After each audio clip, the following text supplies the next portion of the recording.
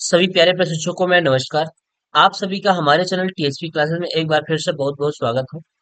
तो दोस्तों, आज हम इस वीडियो में बात करने वाले हैं यूपी डीलर अर्थात बीटीसी थर्ड सेमेस्टर के तृतीय प्रश्न पत्र साइंस के बारे में चर्चा करेंगे। और साइंस में हम अति लघुत्तरीय प्रश्न करा रहे हैं। इसके पहले साइंस का 60 क्वेश्चन तक कराया जा चुका है और आई थिंक आप लोग उसको देख भी लिए होंगे। अगर नहीं देखे होंगे तो प्लेलिस्ट बनी हुई है उसकी, राजन सीरीज के नाम से। साइंस का यानी विज्ञान थर्ड सेमेस्टर के प्लेलिस्ट बनी हुई है, वहां से जाकर के आप इसको देख सकते हैं। और जैसा कि आपको पता है कि ये 25 नंबर का आपका साइंस आता है। 25 नंबर में आपकी पासिंग मार्क 12 होती है। ये सब आपको पता होगा अच्छे तरीके से, क्योंकि आप थर्ड सेमेस्टर पहुंच गए हैं। आप फर्स्ट सेमेस्टर के बच्चे नहीं हैं। तो इसलिए हम जो बात कर रहे हैं वो साइंस के अति लघुत्तरीय प्रश्न क्वेश्चन नंबर 61 से बात करेंगे। तो चलिए आइए स्टार्ट करते हैं। क्वेश्चन नंबर 61 देखते हैं क्या है। दिया हुआ है, मानव कान किस सीमा के बीच की आवृत्ति की ध्वनियों को सुन सकता है। कह रहा है जो हमारा मानव का कान है वो किस सीमा के बीच की आवृत्ति को ध्वनि को सुन सकता है। तो आपको पता है, हमने बताया है कि एक होता है अपश्रव्य तरंग, बताया है, एक होता है अपश्रव्य तरंग, अपश्रव्य तरंग। दूसरा बताया गया है श्रव्य तरंग, श्रव्य तरंग। और एट द लास्ट अर्थात तीसरा जो बताया गया है पराश्रव्य तरंग बताया गया है, पराश्रव्य तरंग। ठीक। अपश्रव्य तरंग जो होता है वो 0 से लेकर 20 हर्ट्ज तक होता है। और जो श्रव्य तरंग होता है वो 20 हर्ट्ज से लेकर के कहाँ तक होता है, 20,000 हर्ट्ज तक होता है, 20,000 हर्ट्ज तक होता है। और पराश्रव्य तरंगे जो होती हैं, जो तीसरी है, ये 20,000 हर्ट्ज से ऊपर की तरंग होती है, इसे हम पराश्रव्य तरंग कहते हैं। और जो श्रव्य तरंगे होती है वही हमारे कान को सुनाई देती हैं। तो मानव कान किस सीमा के बीच की आवृत्ति को ध्वनियों को सुन सकता है। तो आप यहाँ पे इसका उत्तर लिखिएगा क्या, कि मानव का कान 20 हर्ट्ज से लेकर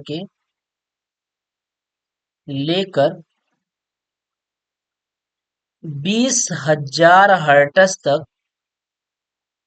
तक की आवृत्ति के ध्वनियों को आवृत्ति के ध्वनियों को सुन सकता है। ठीक, सुन सकता है। ठीक है, ये है। मानव कान किस सीमा के बीच की आवृत्ति की ध्वनियों को सुन सकता है। तो मानव का कान 20 हर्ट्ज से लेकर के 20,000 हर्ट्ज तक की आवृत्ति की ध्वनियों को सुन सकता है। ठीक। चलिए अगला प्रश्न थोड़ा सा हम लोग फास्ट करेंगे, क्योंकि आज पूरी कोशिश रहेगी कि आपका अति लघु उत्तरीय प्रश्न इस क्लास में खत्म हो जाए।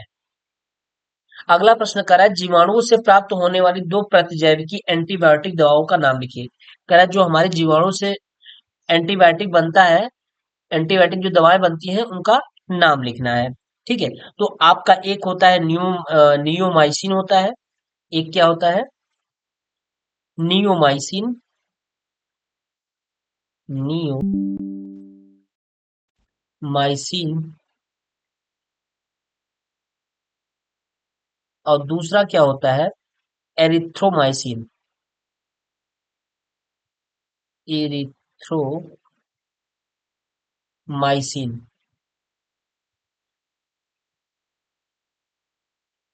ठीक। एक होता है नियमोमाइसिन, नीमोमाइसिन। और दूसरा होता है एरिथ्रोमाइसिन। यही दो हमारी एंटीबायोटिक दवाएं हैं जो किससे मिलकर बनती हैं, जीवाणुओं से मिलकर के बनती हैं। 2018 में आपका ये प्रश्न पूछा गया है। चलिए अगला करा है, आदर्श रक्तदाब कितना होता है एवं रक्तदाब मापक यंत्र का नाम लिखिए। तो यहाँ पे आप लिखेंगे कि आदर्श रक्तदाब आदर्श रक्तदाब 120 अपर, 120 लोअर, 80, 120 एच जी। जी का मतलब होता है मिलीमीटर्स ऑफ मरकरी। इसका मतलब क्या होता है? Millimetre, millimetres of mercury, of mercury, यही होता है। ठीक है, ये आदर्श रक्तदाब 120 बाई 80 एच जी होता है। 120 by 80, upper 120, lower 80 H G, millimetres, यानी एच जी का मतलब होता है मिलीमीटर्स ऑफ मरकरी होता है। ठीक, चलिए। और क्या कह रहा है? एवं रक्त दाब मापक यंत्र का नाम बताइए। कह रहा है जिससे ये मापा जाता है उस यंत्र का नाम भी बताइए। तो आप अच्छी तरीके से जानते हैं जिससे ये मापा जाता है उसका नाम होता है स्फैग्नोमैनोमीटर। इस स्फैग्नो स्फैग्मो मैनोमीटर होता है। नाम क्या होता है? मापक यंत्र, दाब मापक यंत्र, दाब मापक यंत्र।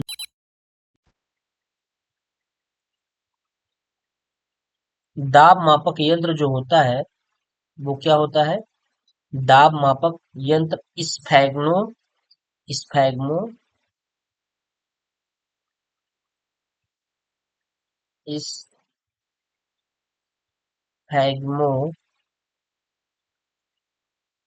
मैनोमीटर,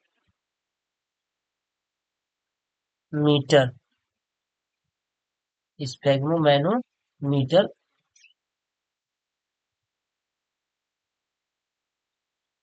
होता है। ठीक,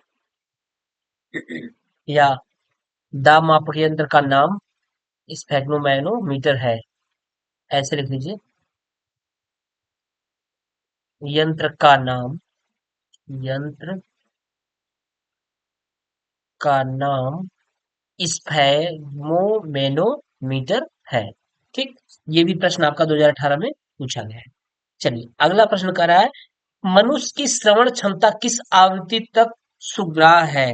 कह रहा है जो मनुष्य की श्रवण क्षमता है वो किस आवृत्ति तक सुग्राह मतलब सुन सकता है, यानी उसके लिए सहनशील है। तो अभी आपको बताए हैं कि इसकी जो क्षमता होती है, मनुष्य की श्रवण क्षमता, मनुष्य की श्रवण क्षमता 20 हर्ट्ज से लेकर 20,000 हर्ट्ज तक। कहाँ तक? 20,000 हर्ट्ज तक सुग्राह है, या सुग्राह होती है, सुग्राह है। ठीक, ये है।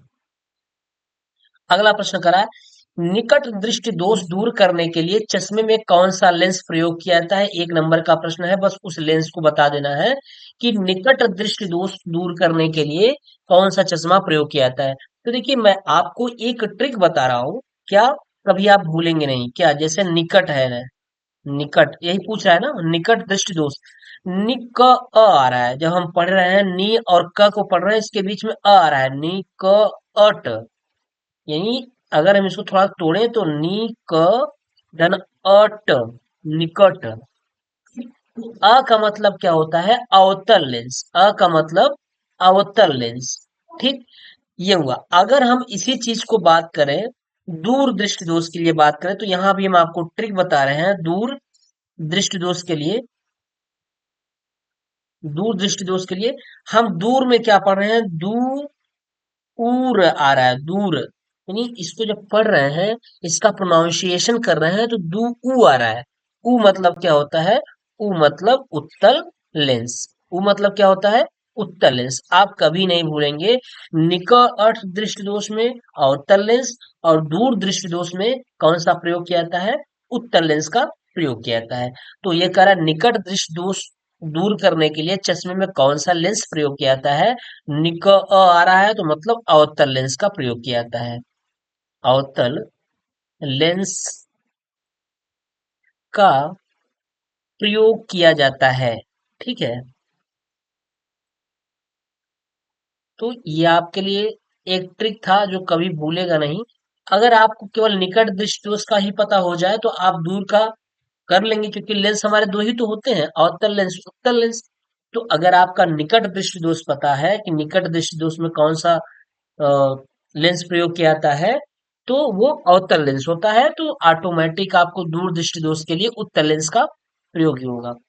और एक चीज और भी बता दे रहे हैं आपको कि निकट दृष्टि दोष में जो दोष होता है वो दिखाई देता है। जैसे निकट दृष्टि दोष, निकट दृष्टि दोष में निकट की वस्तुएं तो दिखाई देती हैं, लेकिन दूर की वस्तुएं नहीं दिखाई देती हैं।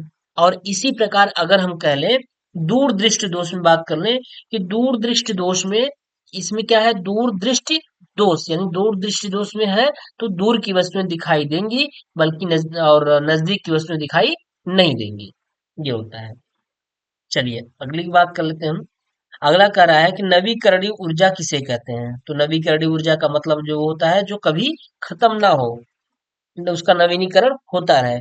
तो नवीकरण ऊर्जा किसे कहते हैं? तो इसको आप लिख सकते हैं कि यह कभी खत्म होने वाली ऊर्जा नहीं है। यह कभी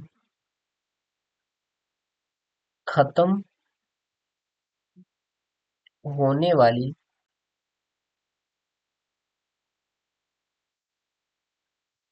ऊर्जा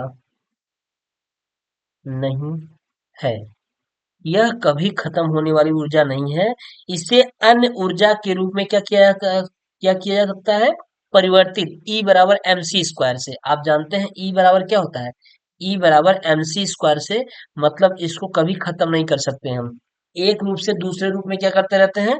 परिवर्तित करते रहते हैं। तो यह कभी खत्म होने वाली ऊर्जा नहीं है। इसे अन्य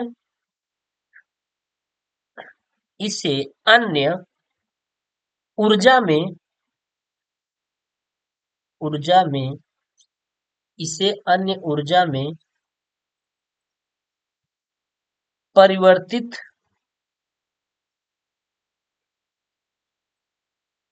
कर प्रयोग किया जा सकता है।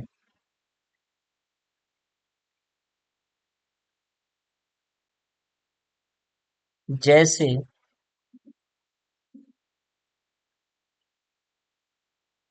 पवन ऊर्जा।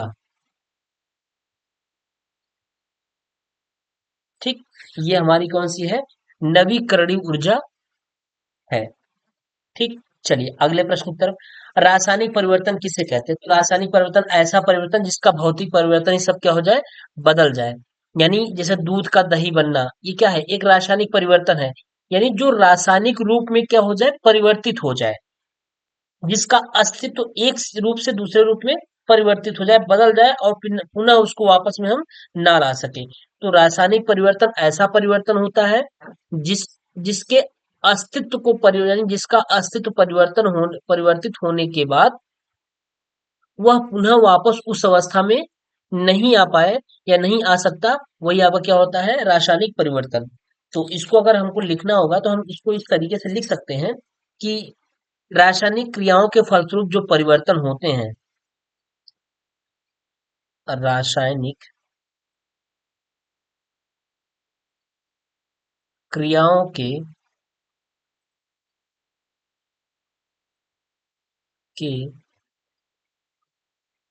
फलस्वरूप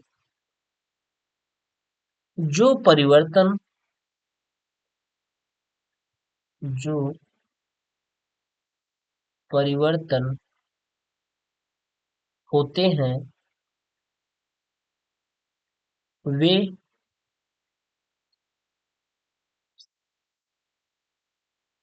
रासायनिक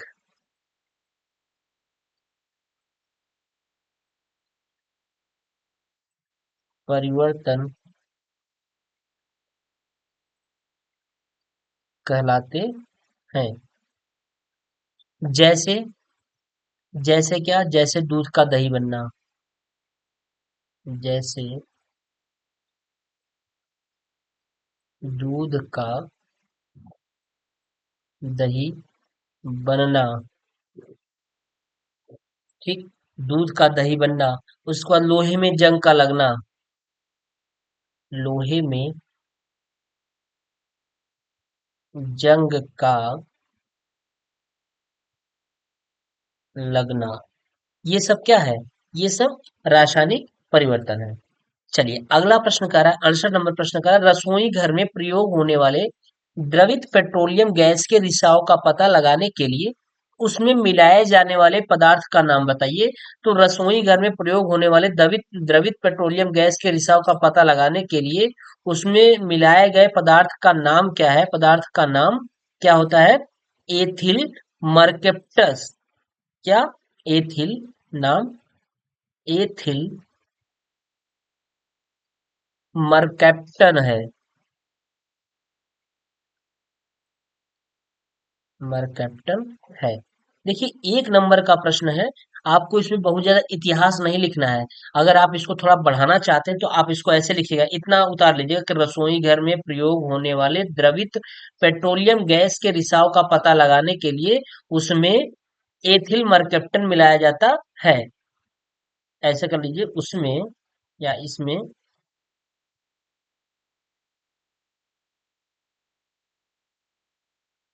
एथिल मर्कैप्टन मिलाया जाता है। ठीक। इस तरीके से आप लिख सकते हैं। और जो एलपीजी होती है, और एलपीजी, और एलपीजी, एलपीजी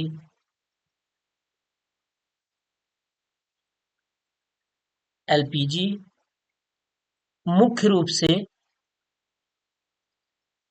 क्या? मुख्य रूप से ब्यूटेन तथा प्रोपेन, ब्यूटेन तथा प्रोपेन गैसों का मिश्रण होती है। गैसों का मिश्रण होती है, जो गंधहीन होती है। क्या होती है? जो गंधहीन होती है। ठीक। ये चीजें।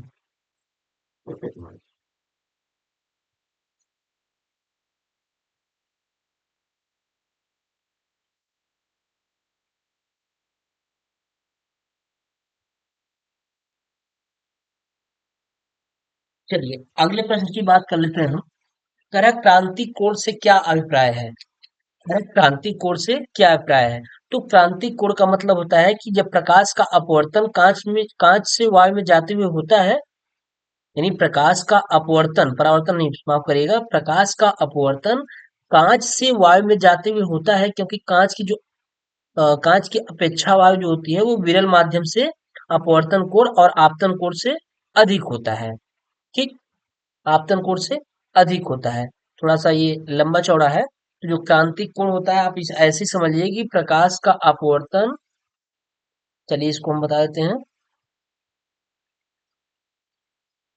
प्रकाश का अपवर्तन,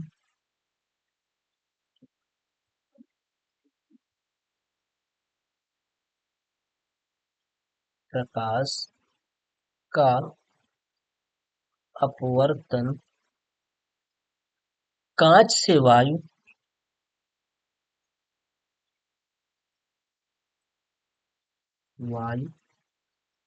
में जाते हुए होता है, होता है। क्योंकि कांच की अपेक्षा, क्योंकि कांच की अपेक्षा वायु विरल माध्यम विरल माध्यम है, तब अपवर्तन कोण,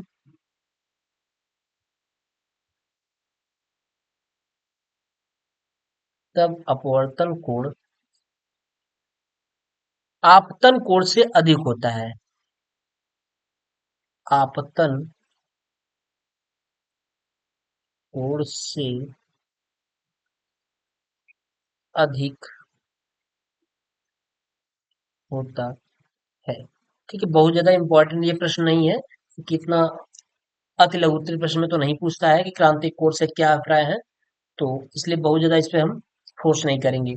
चलिए अगला हम कहते हैं संतृप्त एवं असंतृप्त हाइड्रोकार्बन में मुख्य अंतर लिखिए, इस पर चर्चा करते हैं कि संतृप्त तथा एवं असंतृप्त हाइड्रोकार्बन में मुख्य अंतर क्या है।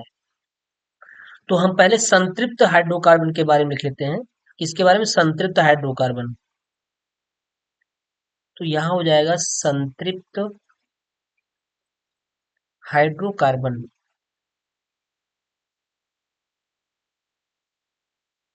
देखिए, संतृप्त हाइड्रोकार्बन के बारे में केवल आप ये जान लीजिए कि जो हमारा संतृप्त हाइड्रोकार्बन होता है वो केवल एकल बंध बनाता है। क्या बनाता है?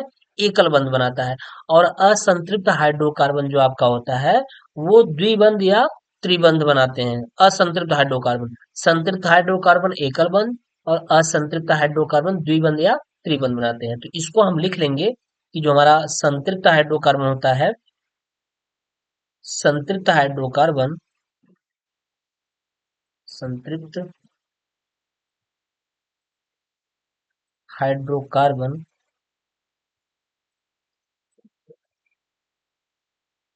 सिंगल अर्थात एकल, एकल बंध बनाते हैं। जैसे क्या? CH4 अर्थात क्या? मेथेन। क्या? मेथेन। ठीक। अब अगर हम इसको बनाए तो सी बीच में हो जाएगा, एक एच यहाँ हो जाएगा, एक एच यहाँ हो जाएगा और एक एच यहाँ हो जाएगा, एक एच यहाँ हो जाएगा। हाइड्रोजन के पास कितने परमाणु होते हैं? तो आप कहेंगे सर दो होते हैं, एक इधर हो जाए एक इधर, फिर एक इधर एक इधर, एक इधर हो गया एक इधर और एक यहाँ इसके पास यहाँ। कार्बन के पास कितना होता है? तो चार होता है, एक ये, एक ये, एक ये और एक ये।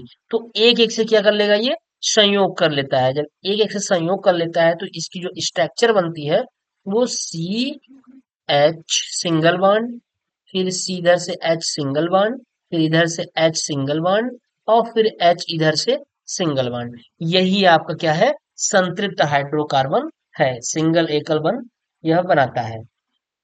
और असंतृप्त अगर हाइड्रोकार्बन की बात कर लें, असंतृप्त हाइड्रोकार्बन,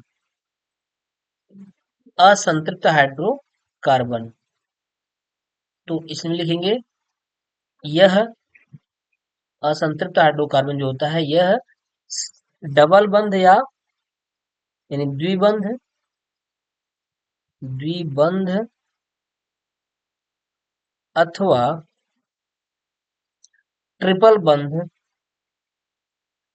ट्रिपल बंध बनाते हैं। जैसे एसिटिलीन C2H2 ये सब है। तो अगर हम C2H2 ये बनाएंगे तो क्या बनेगा? C2H2 करेंगे तो HC, फिर C डबल बॉन्ड, फिर क्या हो जाएगा? H हो जाएगा। H के पास चार परमाणु होते हैं तो एक हाइड्रोजन से क्रिया कर लिया तो बचा कितना? तीन, और दो इससे क्लियर कर लिया तो चार दो छह और एक सात हो गया। ठीक है, क्या हो गया? चार दो छह एक सात, सात ही हुआ, जबकि होना चाहिए क्या? आठ। तो ये ट्रिपल बॉन्ड से जुड़ जाएगा। तो चार तीन सात और एक आठ, फिर चार तीन सात और एक आठ हो गया। अष्टक इसके पूरा हो गए। ठीक है, तो ये आपका असंतृप्त हाइड्रोकार्बन होता है। देखिए ये जो बाइंडिंग होती है ना, जो बंध होता है, ये बंध जो बनता है किस लिए बनता है उसके अष्टक को पूर्ण करने के लिए। हाइड्रोजन के जो अष्टक होते हैं वो दो में पूरे होते हैं, और हाइड्रोजन और हीलियम को छोड़ करके बाकी की सबके अष्टक कितने होते हैं, आठ में पूरे हो जाते हैं, आठ में पूरे होते हैं। जैसे कार्बन है, कार्बन के अष्टक कितने कितने से पूरे होंगे, आठ से पूरे होंगे। तो इसलिए साझेदारी करता है। कार्बन के पास कितना था, चार था। तो जब कार्बन के पास चार था तो एक हाइड्रोजन से साझेदारी कर लिया, तो चार एक पांच हो गया। अब ये कार्बन इससे भी साझेदारी करेगा, कितने बंध से, तीन से। तो चार और एक पांच इधर हो गया, तो उसका छह सात और आठ हो गया। तो इस कार्बन का काम हो गया, और हाइड्रोजन को भी दो मिल गया, एक इसके पास था, एक इससे साझा कर लिया, इसको भी दो मिल गया। और इसी प्रकार ये कार्बन के पास कितना था, चार था। तो जब ये इधर से साझा किया है तो तीन आपस में एक दूसरे से साझा कर लिए कि चलिए ठीक है, आप हमारा ले लीजिए, हम आपका ले लेंगे, मतलब एक साझेदारी हो जाए।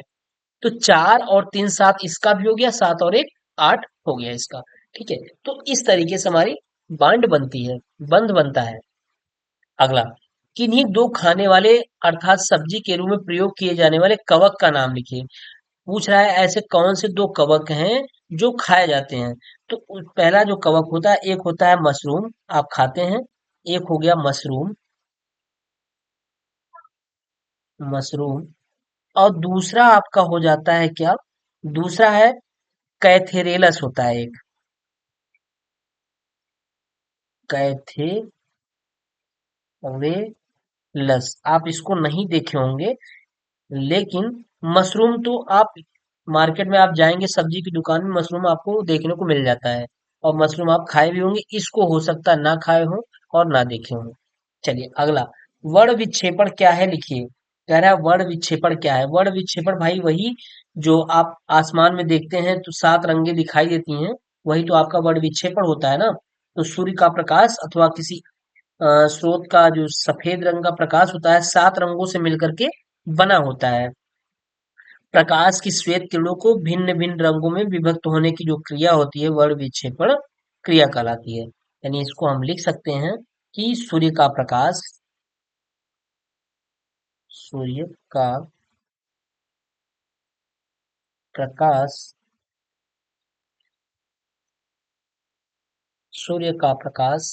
अथवा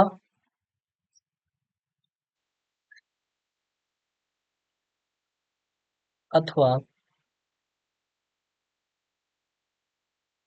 अन्य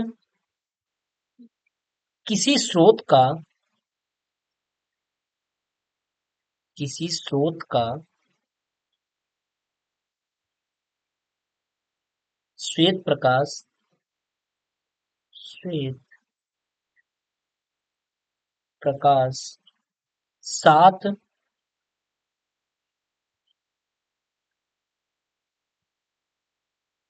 रंगों में या सात रंगों से मिलकर बना होता है, होता है, मिलकर बना होता है। प्रकाश की श्वेत, प्रकाश की श्वेत किरण को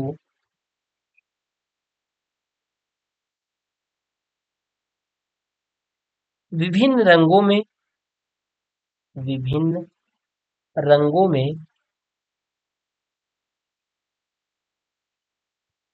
अलग होने की क्रिया, अलग होने की क्रिया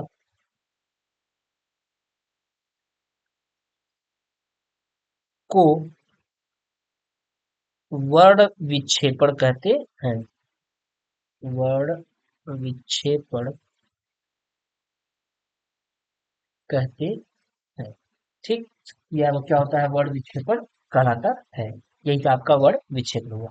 अगला करा दाब का एसआई मात्रक क्या होता है। तो जो दाब का एसआई मात्रक होता है, दाब बराबर क्या होता है, दाब बराबर क्या होता है, बल बटा क्षेत्रफल। ये बल बटा क्षेत्रफल। तो बल का एसआई मात्रक क्या, न्यूटन। क्षेत्रफल का एसआई मात्रक क्या, मीटर स्क्वायर। तो इसका एसआई मात्रक क्या हो गया, न्यूटन प्रति मीटर स्क्वायर या क्या, या इसको पास्कल भी कहते हैं, या पास्कल, यही होगा आपका ये साई मात्रा। ठीक, चलिए, कोल गैस क्या होती है, कह रहा है कोल गैस क्या होती है, यानी कोल जो गैस होती है किस किस से मिलके बनी होती है। तो coal gas coal gas hydrogen, carbon monoxide यानी सीओ, कार्बन मोनोऑक्साइड, मेथेन अर्थात CH4, एथिलीन अर्थात C2H4, एथिलीन, एसिटिलीन C2H2 आदि का मिश्रण होती है, आदि का मिश्रण होती है। कौन? Coal gas. ठीक है, आदि क्या क्या होती है? मिश्रण होती है। ठीक है, कोल गैस जो होती है ईंधन तथा प्रदीप्त के रूप में प्रयोग होती है। कोल गैस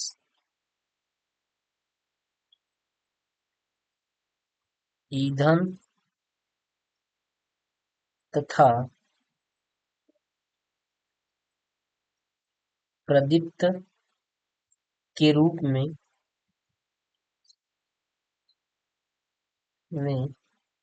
प्रयुक्त होती है।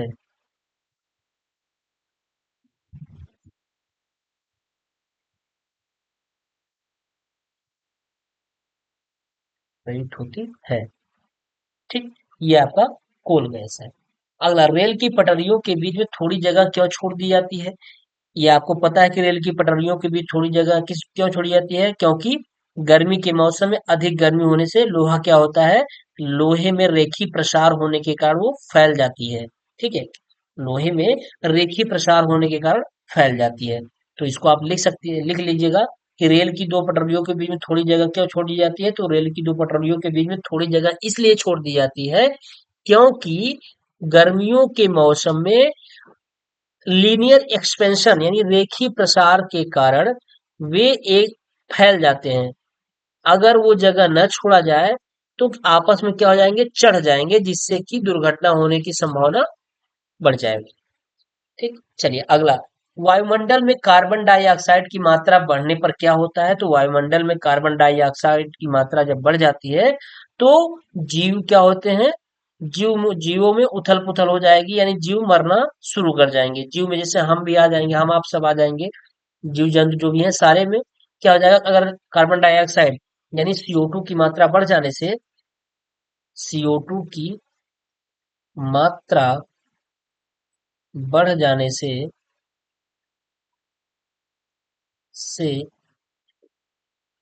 जीवों की जीवों की समाप्ति हो जाएगी। 2019 में प्रश्न पूछा है, समाप्ति हो जाएगी। ठीक, ये होता है। चलिए अगले प्रश्न की तरफ चलते हैं। प्रश्न नंबर 77 क्या कह रहा है? कह रहा है जड़ किसे कहते हैं? कह रहा है जड़ किसे कहते हैं? पौधों में पाई जाने वाली जड़ें कितने प्रकार की होती हैं? तो जड़ क्या होता है?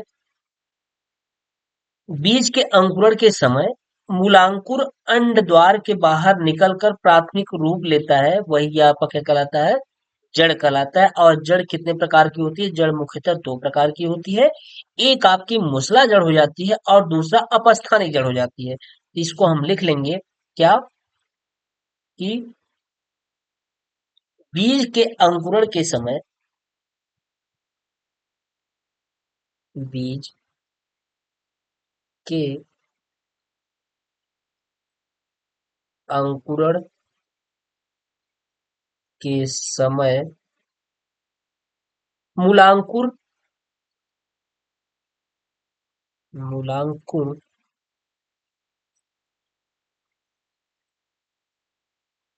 अंड द्वार के बाहर बाहर निकल कर निकल कर प्राथमिक रूप लेता है।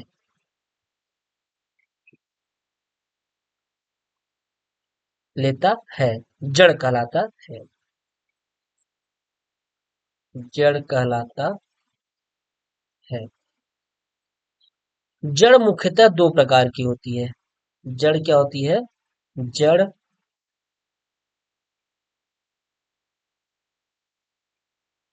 मुख्यतः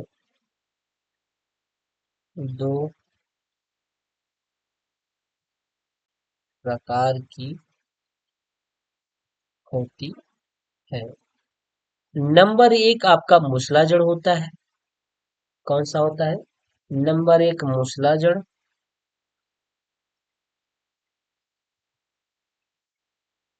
नंबर दो अपस्थानिक जड़। अपस्थानिक जड़। ठीक, ये हुआ एक मूसला जड़ और दूसरा क्या होता है? अपस्थानिक जड़ होता है। ठीक है, चलिए अगला बात कर लेते हैं। प्रश्न नंबर 78 का रहा है, कैंची किस प्रकार का उत्तोलक है? 2019 में सारे प्रश्न पूछे गए हैं, काफी इंपॉर्टेंट प्रश्न है। कैंची किस प्रकार का उत्तोलक है? हम उत्तोलक के बारे में जो पिछला क्लास पढ़ाए थे उसमें उत्तोलक के बारे में बताया गया है। तो कैंची हमारा जो होता है प्रथम प्रकार का उत्तोलक होता है। प्रथम प्रकार का उत्तोलक है। कैसे, एक बार हम यहाँ पे आपको समझा दे रहे हैं। इसमें जो फलक्रम होता है वो बीच में होता है। एक तरफ हम प्रयास लगाते हैं यानी ई होता है, और दूसरी तरफ हमारा क्या होता है? वेट होता है। जब कैंची आप काटते हैं तो बीच से घूमता है, और एक तरफ आप कपड़ा रखते हैं जो कि भार का कार्य करता है। यानी यहाँ पे जो कपड़ा आप रखते हैं ये भार का कार्य करता है। और दूसरी तरफ आप उंगली से प्रयास करते हैं, यानी आप उसको काटने का प्रयास करते हैं, यानी उंगली उसमें दोनों फंसा करके काटने का प्रयास करते हैं। तो ये इसको बोलते हैं इफोर्ट, यानी प्रयास लगा रहा है। यहाँ फलक्रम से ये कैंची क्या हो रहा है? घूम रहा है। जैसे कि आप कैंची हम दिखा देते हैं, ये अब क्या है? कैंची है। ठीक है, यहाँ से ये घूमता है और इसके बाद यहाँ पे उंगली फंसा के काटा जाता है, यहाँ पे भार रखा रहता है। ठीक, चलिए पॉलीथीन बहुलक के दो उपयोग लिखिए। कह रहा पॉलीथीन बहुलक के दो उपयोग। तो पहला उपयोग क्या हो जाएगा कि इससे हम क्या करते हैं? वस्त्र बनाते हैं। पहला, इसके प्रयोग से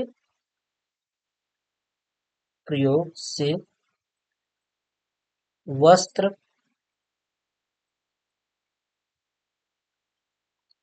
वस्त्र व धागे बनाए जाते हैं।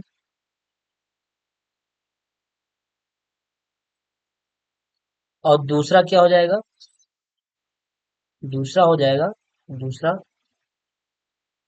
इसके प्रयोग से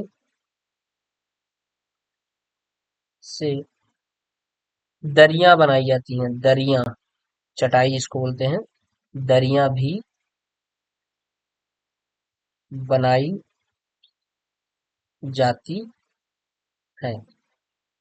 दरियां, ठीक है, दरियां बनाई जाती हैं। चलिए अगला प्रश्न क्या कर रहा है? अगला कह रहा है प्रश्न, दूर दृष्टि दोष दूर करने के लिए चश्मे में कौन सा लेंस प्रयोग किया था? 2019 में पूछा गया है। अभी हम ऊपर बताएं, दूर पढ़ने से ऊ आ रहा है, मतलब ऊ फॉर उत्तर लेंस। क्या? ऊ फॉर उत्तर लेंस का प्रयोग किया जाता है। अगला प्रश्न 2019 में पूछा गया है, कौन सा जंतु मरुस्थलीय वातावरण के लिए आ- आधा अधिक उपयुक्त है? क्या अधिक उपयुक्त है और क्यों? तो वो कौन सा है? ऊंट है। कौन सा? ऊंट है। क्यों? क्योंकि क्योंकि उसे रेगिस्तान का रेगिस्तान का जहाज कहा जाता है, इसलिए 2019 में प्रश्न पूछा गया है। अगला, रेगिस्तान का जहाज किसे कहा जाता है? 2018 और 2023 में, यानी लेटेस्ट प्रश्न है, अभी पिछले साल पूछा गया है। तो रेगिस्तान का जहाज किसे कहा जाता है? तो वो है कौन? ऊंट है। कौन है? ऊंट को रेगिस्तान का जहाज कहा जाता है। ठीक, चलिए ऊंट। अगला, किसी गुब्बारे में हाइड्रोजन गैस छोड़ने पर वह ऊपर उठने लगता है, क्यों? कारण स्पष्ट कीजिए। 2023 में ये प्रश्न 2023 में पूछा गया है, और यही प्रश्न दूसरा रूप ले लिया है, आंसर वही है, और थोड़ा सा चेंज किया है कि क्या कारण है कि किसी गुब्बारे में को उसमें वायु से हल्की गैस भरकर छोड़ने पर वह ऊपर उठने लगती है, ऐसा क्या कारण है? तो 2023 और 2018 दोनों में यह प्रश्न पूछा गया है। तो इसका कारण यही है कि वायु से हल्की गैस, जब हम वायु से हल्की गैस जब भरेंगे गुब्बारे में, तो जो बाहर का फोर्स होगा वो गुब्बारे पे लगाता है। जब गुब्बारे पे लगाता है तो गुब्बारा क्या होता है? गुब्बारा आपका ऊपर की तरफ उड़ने लगता है। तो यहाँ पे जो मेन इसका मोटो है, वो किस पर जा रहा है? फोर्स पे जा रहा है, यानी बल पे जा रहा है। और वो बल डिपेंड कर रहा है किस पे? गैस पे। क्योंकि जो गैस भरी गई है वो वायु से भी हल्की है। जब वायु से हल्की है तो जो आपका दाब होगा, वायु में जो प्रेशर होगा, वो उसको लगाएगा तो वो ऊपर की तरफ ही जाएगा। तो हम यहाँ इसको लिख सकते हैं, वायु से हल्की, वायु से हल्की गैस का घनत्व, घनत्व वायु के घनत्व से कम होता है। वायु के घनत्व से कम होता है। अतः वायु के कारण गुब्बारे पर लगने वाला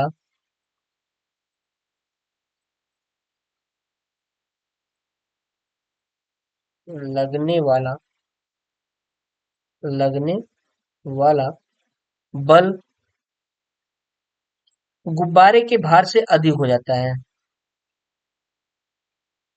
गुब्बारे के भार से अधिक हो जाता है। अतः गुब्बारा अतः गुब्बारा ऊपर उठने लगता है।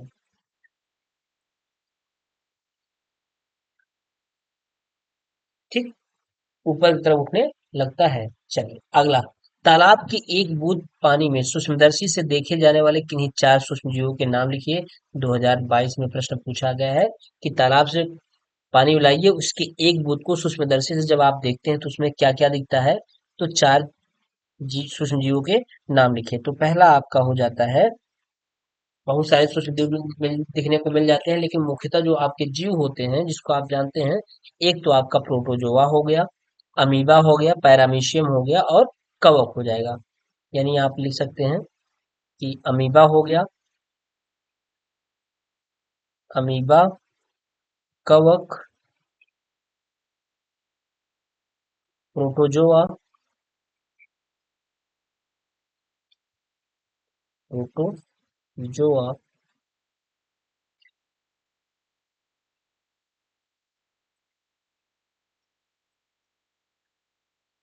जोआ, और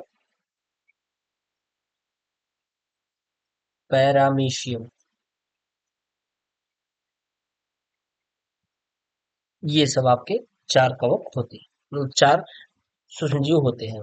अगला, सभी हरे पेड़ पौधे स्वपोषी क्यों कहलाते हैं? क्योंकि ये क्या करते हैं? क्योंकि ये अपना भोजन जो होते हैं सूर्य के प्रकाश की सहायता से बनाते हैं। क्योंकि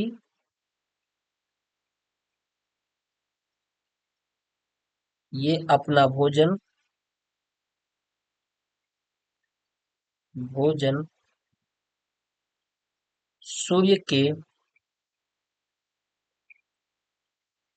प्रकाश से बनाते ठीक। चलिए अगला, कैरामेल क्या है, इसका उपयोग क्या है? कैरामेल, कैरामेल आप जानते होंगे, लेकिन इसके नाम से आप हो सकता है परिचित ना हो। जो कैरामेल होता है ना, कैरामेल का प्रयोग आप मिठाई जो खाते हैं, जो मिठाइयाँ वगैरह खाते हैं, या जो बेकरी होता है, बेकरी से संबंधित जो भी उत्पाद बनते हैं, इसमें कैरामेल ही का प्रयोग किया जाता है। कैरामेल का मतलब होता है कि भूरी चीनी, यानी ब्राउन शुगर। जो कैरामेल है, इसका मतलब होता है ब्राउन शुगर। ब्राउन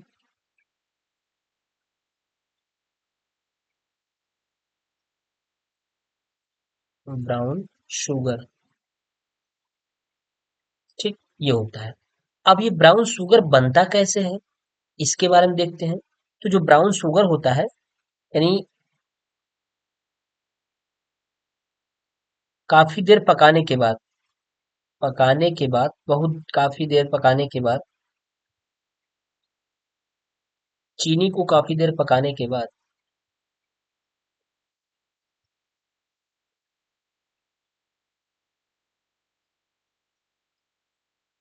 चीनी को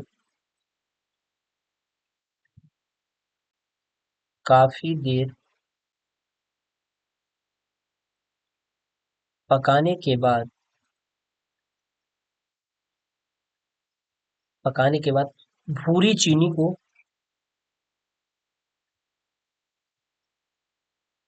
को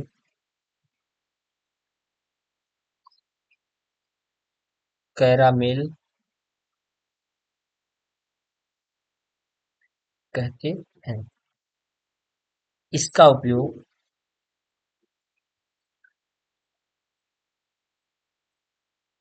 बेकरी में किया जाता है। बेकरी में किया जाता है, ठीक, ये है कैरामेल। अगला प्रश्न कह रहा है, रात में तारे क्यों टिमटिमाते हैं? कह रहा है, रात में जो तारे होते हैं, वो क्यों टिमटिमाते हैं? तो ये वायुमंडल में अपवर्तन के कारण तारे टिमटिमाते हैं। वायुमंडल में अपवर्तन के कारण, वायुमंडल में प्रकाश के अपवर्तन के कारण, प्रकाश के अपवर्तन के कारण टिमटिमाते हैं, तारे टिमटिमाते हैं, ठीक। चलिए अगला प्रश्न करा, ध्वनि ठीक से सुनाई दे, इसके लिए सिनेमा हॉल में अवशोषक का प्रयोग किस प्रकार से होता है? तो जो अवशोषक का प्रयोग होता है ना, जैसे आप जब कभी भी सिनेमा हॉल में जाते होंगे, अभी आप ध्यान नहीं देंगे, लेकिन आप ध्यान दीजिएगा, जब भी सिनेमा हॉल में जाइएगा, तो वहां देखेंगे कि जो उसकी दीवारें होती हैं, दीवारों में छिद्र किया जाता है। दीवारों में क्या किया जाता है? छिद्र बनाए जाते हैं, तथा दीवारों पर अवशोषक पदार्थ लगा दिए जाते हैं। तो किस प्रकार के, मतलब दीवारों में छिद्र बना दिए जाते हैं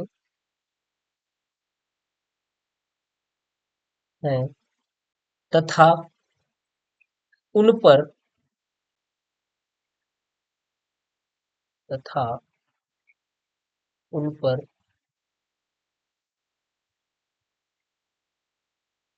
अवशोषक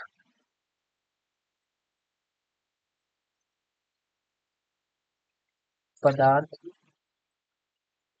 लगा दिए जाते हैं, लगा दिए जाते हैं। दीवारों में छिद्र बना दिए जाते हैं तथा उन पर अवशोषक पदार्थ लगा दिए जाते हैं, ये होता है। अगला, प्रतिध्वनि एवं गूंज में क्या अंतर है? तो प्रतिध्वनि एवं गूंज में अंतर, देखिए, प्रतिध्वनि वो होता है जब आप किसी दो दीवारों के बीच में खड़े हो जाइए, जिसका डिस्टेंस लगभग 6 मीटर का हो। कोई दो दीवार, एक दीवार से दो दीवार के बीच की मैं बता रहा हूँ, दो एक दीवार से दो दीवार के बीच का जो डिस्टेंस हो, वो कितना हो?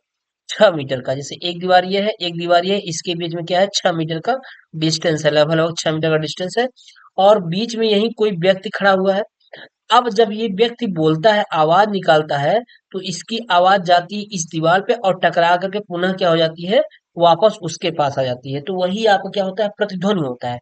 लेकिन गूंज क्या होती है, गूंज जब आप किसी एक बड़े कमरे में यानी हॉल में आप खड़े हो और वहां पे जब आप कोई ध्वनि निकालते हैं तो वहां पे होती है, यानी कई बार वो चीजें गूंजती रहती हैं, काफी देर तक वो चीजें गूंजती रहती हैं।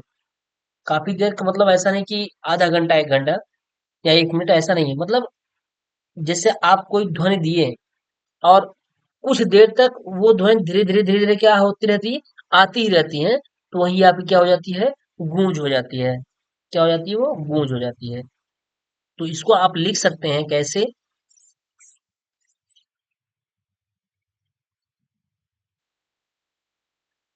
दीवार या पहाड़ों से, दीवार या पहाड़ों से टकरा कर, टकरा कर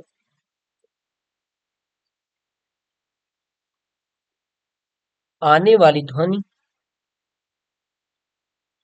आने वाली ध्वनि प्रतिध्वनि कहलाती है, ध्वनि कहलाती है। ठीक। जबकि खाली, जबकि खाली बड़े कमरे,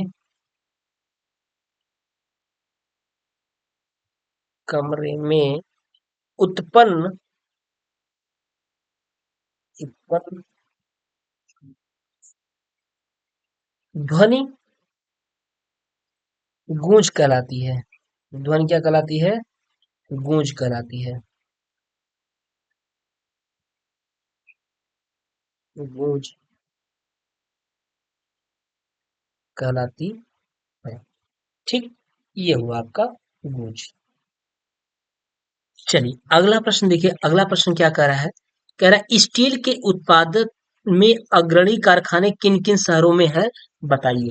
कौन कौन से शहर ऐसे हैं जिसमें स्टील के उत्पादन अग्रणी है। तो आपका एक तो हुआ ओबरा हो गया,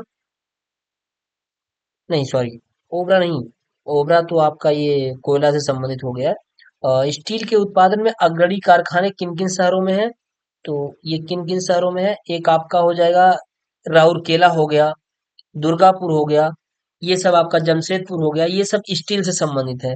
तो Jamshedpur, Jamshedpur, Rourkela,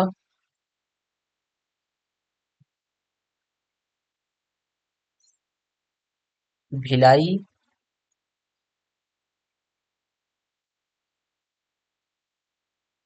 Durgapur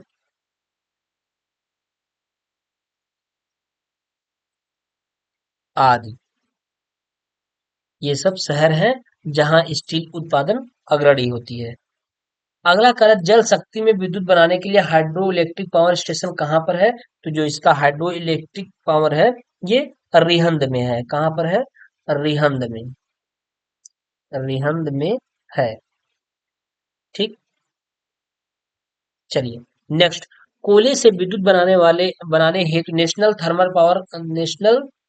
thermal power corporation के पावर स्टेशन कहाँ स्थापित किए गए हैं, तो ये आपका जो है कोयला से संबंधित, ये आपका हो गया, जैसे आपका एक अनपरा हो गया, कहाँ हो गया, एक अनपरा हो गया, अनपरा हो गया, और ओबरा हो गया, ओबरा हो गया, और एक आपका पनकी हो गया। ठीक। पनकी, यही कोयले से विद्युत बनाने हेतु national thermal power corporation station यहाँ पे स्थापित हैं, यानी जो कि कोयले से क्या करते हैं, विद्युत को बनाते हैं। अगला प्रश्न कह रहा है, नाभिकीय ऊर्जा से विद्युत ऊर्जा के उत्पादन हेतु एटॉमिक पावर स्टेशन कहाँ स्थापित है, तो मेरे प्यारे दोस्तों, नाभिकीय ऊर्जा से विद्युत ऊर्जा के उत्पादन हेतु एटॉमिक पावर स्टेशन जो है, ये नरौरा हो गया आपका, ट्राम्बे हो गया, और कलपक्कम में भी है, और एक राणा सागर में भी है। तो नाभिकीय ऊर्जा से विद्युत ऊर्जा के उत्पादन है जो एटॉमिक पावर स्टेशन है, वो कहाँ कहाँ है, एक आप नरौरा है, एक आपका नरौरा में है, नरोरा में है, दूसरा ट्राम्बे यानी ट्राम्बे में भी है। अगला आपका कलपक्कम हो गया, पक्कम। और एक आपका राणा सागर, राणा सागर हो। ठीक है, इन्हीं सब जगह स्थापित है। अगला हरित क्रांति किसे कहते हैं? बताइए कि हरित क्रांति क्या होती है?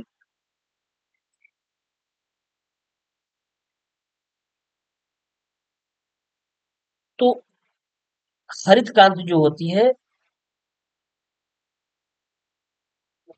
जो हरित क्रांति होती है, ये हमारे आधुनिक कृषि उपकरणों से संबंधित है। जो हरित क्रांति है, ये हमारे किससे संबंधित है? हरित क्रांति आधुनिक कृषि उपकरणों, उन्नतशील बीज, उर्वरक एवं पर्याप्त सिंचाई के साधनों द्वारा जो वृद्धि होती है, वही हमारी हरित क्रांति होती है। इसको हम लिख सकते हैं क्या? आधुनिक कृषि, आधुनिक कृषि उपकरणों,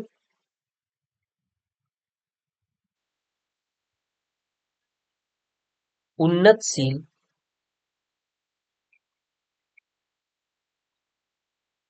उन्नतशील बीजों, उर्वरकों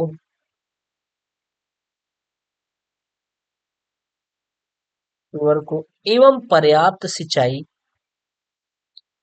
एवं पर्याप्त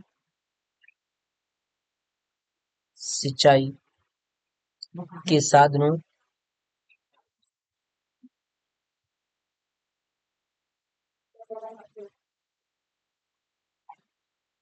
साधनों द्वारा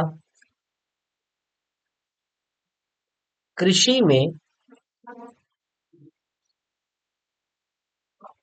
वृद्धि को हरित क्रांति कहते हैं। वृद्धि को हरित क्रांति कहते हैं। ठीक, क्या कहते हैं? हरित क्रांति कहते हैं। ठीक है, चलिए अगला है, कुक्कुट पालन के विषय में आप क्या जानते हैं? कह रहा है कुक्कुट पालन के विषय में आप क्या जानते हैं? बताइए। तो कुक्कुट पालन का जो तात्पर्य होता है, वो मुर्गी पालन करना होता है। कुक्कुट पालन का तात्पर्य मुर्गी पालन से है। ठीक, किससे है? मुर्गी पालन से है। ठीक है,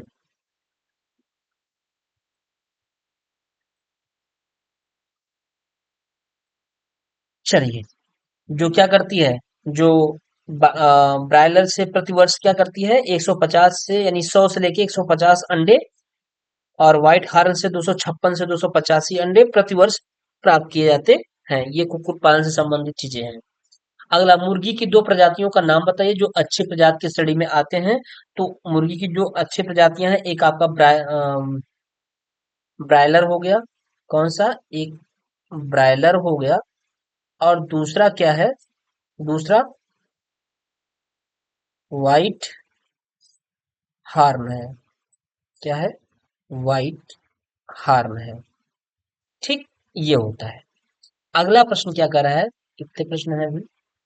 बहुत है भाई।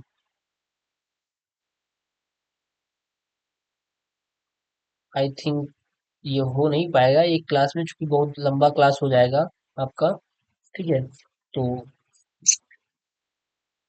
हम ऐसा करते हैं, 100 क्वेश्चन तक करा देते हैं, उसके बाद एक क्लास आपकी और हो जाएगी, जिसमें सब कवर हो जाएगा। चलिए अगला प्रश्न कह रहा है, रेशम उत्पादन पर संक्षिप्त टिप्पणी लिखिए। कह रहा है रेशम उत्पादन पर संक्षिप्त यानी 60 में टिप्पणी लिखिए।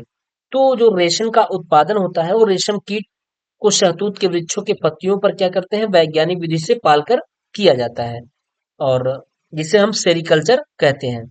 तो क्या कर सकते हैं हम, तो रेशम का उत्पादन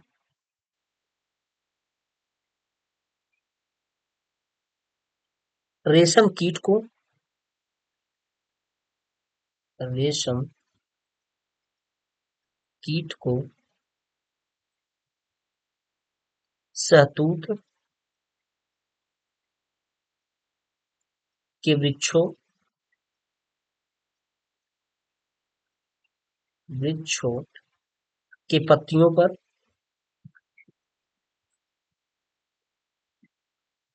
पत्तियों पर वैज्ञानिक विधि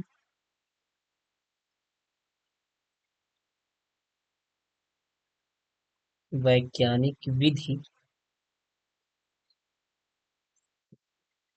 से पालकर किया जाता है।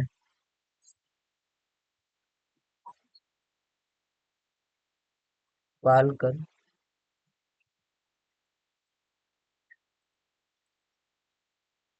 किया जाता है। ठीक है। जिसे क्या कहते हैं? जिसे सेरीकल्चर कहा जाता है। सेरीकल्चर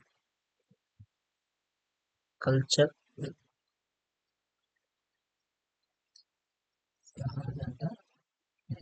ठीक, ये आपका लेसन उत्पन्न पर संक्षिप्त टिप्पणी है। अगला प्रश्न करें, वह निश्चित ताप जिस पर कोई द्रव उबलता है और गैसीय अवस्था में परिवर्तित होता है, उस दिए गए द्रव का क्वथनांक कितना होता है? तो यानी वह निश्चित ताप जिस पर कोई द्रव उबलता है और गैसीय अवस्था में परिवर्तित हो जाता है, तो ये आप सबको पता है कि ये सब कंडीशन कब होती है? जब 100 डिग्री टेम्परेचर पहुंच जाती है तब। तो 100 डिग्री टेम्परेचर पर द्रव उबलने लगता है और गैसीय अवस्था में क्या हो जाता है दोस्तों? वो परिवर्तित हो जाता है। तो इसका जो क्वथनांक होता है वो कितना होता है? क्वथनांक इसका 100 डिग्री होता है। 100 डिग्री सेंटीग्रेड। ठीक होता है। अगला प्रश्न करा, उष्मा का सुचालक किसे कहते हैं? उदाहरण बताइए। कह रहा है उष्मा का सुचालक किसे कहते हैं? तो जिस पदार्थों में उष्मा का संचरण सरलता से होता है, यानी जिस पदार्थों में, इसको आप लिख सकते हैं, जिस पदार्थों में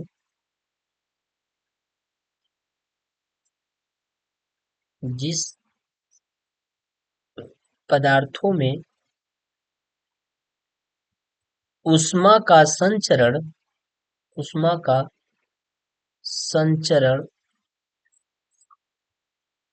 सरलता से होता है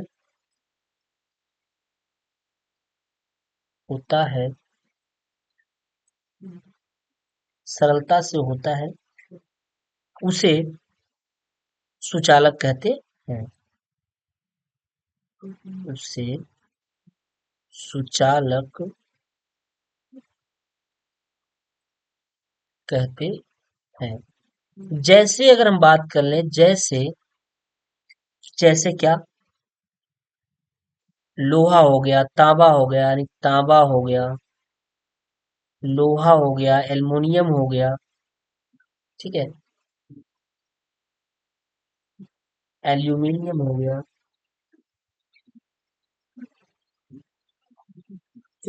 ये सब क्या है? उष्मा के सुचालक है। जिस पदार्थों में उष्मा का संचरण सरलता से होता है उसे उष्मा सुचालक कहते हैं। उसे सुचालक कहते हैं। अब कह रहा है उष्मा का कुचालक किसे कहते हैं? तो उष्मा का कुचालक जस्ट इसका अपोजिट होता है। जैसे यानी जिस पदार्थों में उष्मा का संचरण सरलता से नहीं होता या उष्मा का संचरण होता ही नहीं, जिस पदार्थों में ऊष्मा का संचरण होता ही नहीं है उसे कुचालक कहते हैं। जैसे आपका रबड़ हो जाए, कांच हो जाए, लकड़ी हो जाए, ऊन हो जाए आदि, ये सब क्या है? ऊष्मा के कुचालक हैं। ठीक है, तो इसको आप लिख लीजिएगा कि जिन पदार्थों में ऊष्मा का संचरण नहीं होता है, आसानी से नहीं होता है, उन्हें ऊष्मा का कुचालक कहते हैं। जैसे कांच, कागज, रबड़, लकड़ी, ये सब उष्मा के कुचालक हैं। ठीक है, तो आज हम 100 क्वेश्चन तक पहुंचे हैं। स्टार्ट कहाँ से किए थे? 61 से स्टार्ट किए थे और 100 पहुंचे हैं। चूंकि ये अति लघुत्री है, समझाते हुए लिखते हुए चल रहे हैं, इसलिए थोड़ा सा समय लग रहा है। तो अगर और भी कवर करेंगे तो लगभग 2 घंटे का क्लास हो जाएगा। तो आई थिंक हमको एक क्लास और ले लेना चाहिए। देखिए आपका कहाँ तक है, 152, 154 क्वेश्चन है, यानी अभी 54 क्वेश्चन और बाकी है। तो इसलिए इसके लिए एक क्लास और लेना ही होगा। तो आज 100 क्वेश्चन तक के हैं, इसके बाद हम 101 क्वेश्चन से स्टार्ट करेंगे नेक्स्ट क्लास में। तब तक आप जो क्लासेस पढ़ाई गई हैं, पीछे की क्लास अगर आप नहीं लिए होंगे तो उसको प्लेलिस्ट से जाकर के देख करके क्लासों को ले लीजिए और अच्छे तरीके से पढ़ लीजिए, क्योंकि बहुत ही इम्पोर्टेंट चीजें हैं, अच्छी तरीके से समझाया गया है, बताया गया है। अगर कहीं किसी प्रकार की प्रॉब्लम है, दिक्कत है, तो आप प्लीज कमेंट अवश्य कर दिया करिए कि हाँ, ऐसी इस चीजों में ये समस्या है, तो उसको अवश्य देखा जाएगा और उसको उसका निदान किया जाएगा। ठीक है, चलिए दोस्तों, फिर अगर आप हमारे चैनल पे नए होंगे तो प्लीज चैनल को सब्सक्राइब कर लीजिएगा और अपने दोस्तों के साथ शेयर अवश्य कर दीजिएगा, और वीडियो देखने के बाद प्लीज लाइक और कमेंट कर दीजिएगा। चलिए ठीक है, फिर मिलते हैं नेक्स्ट क्लास में। तब तक के लिए स्वस्थ रहिए, मस्त रहिए और जबरदस्त तरीके से पढ़ाई करिए। ओके।